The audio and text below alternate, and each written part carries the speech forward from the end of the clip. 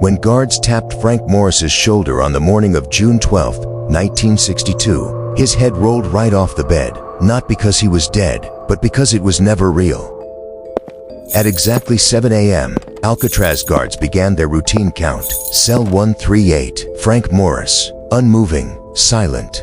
The head fell to the floor, a decoy, made of soap, toothpaste, toilet paper, painted by hand, and topped with real human hair stolen from the prison barbershop. 3 inmates were gone. Alcatraz Federal Penitentiary, the most secure prison in America, surrounded by freezing water, violent tides, and razor-sharp rocks. The bay's temperature hovered just above 50 degrees, cold enough to paralyze muscles, cold enough to kill.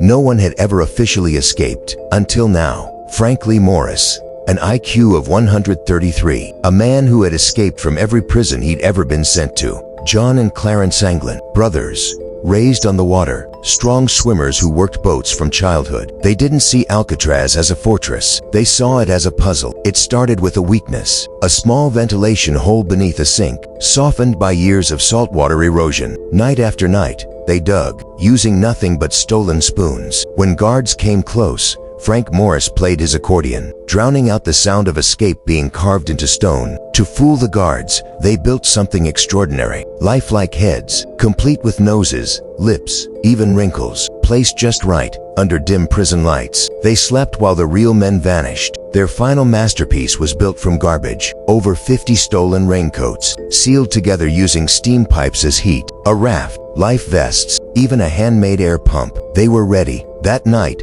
the dummy heads were placed. The men slipped through their vents, climbed the pipes, and emerged onto the roof. One man failed to escape. The others didn't look back. At 11:45 p.m., they pushed off into the bay and disappeared. By morning, Alcatraz was in lockdown. The largest manhunt in the prison's history began. Fragments of raincoats were found, a paddle, a life vest, but no bodies. 17 years later, the FBI closed the case. Their conclusion: the men drowned, swept away by the bay. Case closed. But the U.S. Marshals never agreed. The tide that night could have carried them toward land, not out to sea. The England family received Christmas cards. Flowers appeared on their mother's grave, year after year. A photograph surfaced in Brazil. 2 men, older, strikingly familiar. In 2013, a letter arrived, claiming to be from Frank Morris.